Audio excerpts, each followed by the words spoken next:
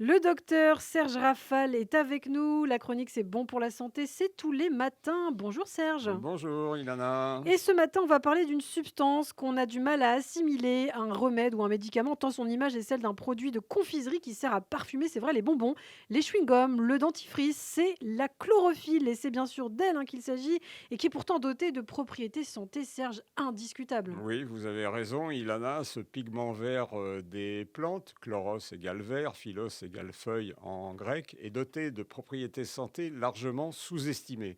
Et c'est sa structure moléculaire proche de l'hémoglobine humaine qui lui confère son activité. Alors, quels sont précisément ses pouvoirs? D'abord, elle absorbe la lumière du soleil et la transforme en énergie. Ensuite, outre le magnésium qu'elle contient, elle est riche en calcium, en fer, en vitamines, en oligoéléments et en protéines. Elle renforce ainsi le système immunitaire, protège l'organisme contre les infections, aurait une action cicatrisante. Elle favorise également la production des globules rouges, jouant ainsi un rôle anti-anémique. Elle agit bien sûr comme déodorant, jouant sur la mauvaise haleine, la sueur, les sels, l'urine, les odeurs corporelles.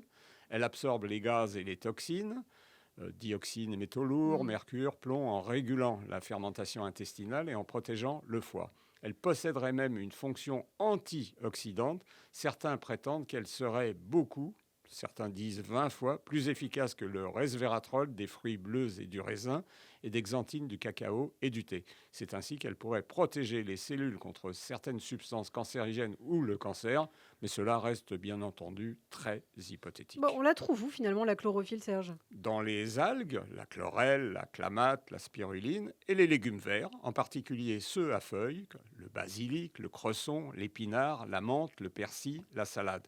Mais pour bénéficier de ces bienfaits, il faut les faire cuire al dente car elles résistent mal à la chaleur et les accompagner d'un peu de beurre ou d'huile puisqu'elle est liposoluble. Et elle a des effets secondaires? Principalement la diarrhée et une coloration verte des urines et des selles. Donc des précautions ou des contre-indications? Oui, vous les connaissez, la prudence est de règle chez l'enfant, la femme enceinte et allaitante. On peut la prendre sous forme de complément? Oui, bien sûr, on la trouve en pharmacie et en parapharmacie sous forme liquide, dont on peut prendre 10 à 15 gouttes dans un verre d'eau à la fin des deux principaux repas, ou en gélule ou capsule, posologie de 100 à 300 mg par jour, principalement dans les dysbioses intestinales. Alors qu'est-ce qu'on peut dire en conclusion, Serge? Albert Hubbard, écrivain et philosophe américain de la deuxième moitié du 19e siècle, écrit « Nous ne serons jamais un pays civilisé aussi longtemps que nous dépenserons moins d'argent pour les livres que pour les chewing-gums. » Mais la chlorophylle n'est pas uniquement le produit de cette friandise. Depuis le zoom mis sur le microbiote et l'intestin, auquel Julia Anders trouve un charme discret, cette substance précieuse a déjà élargi son domaine d'action.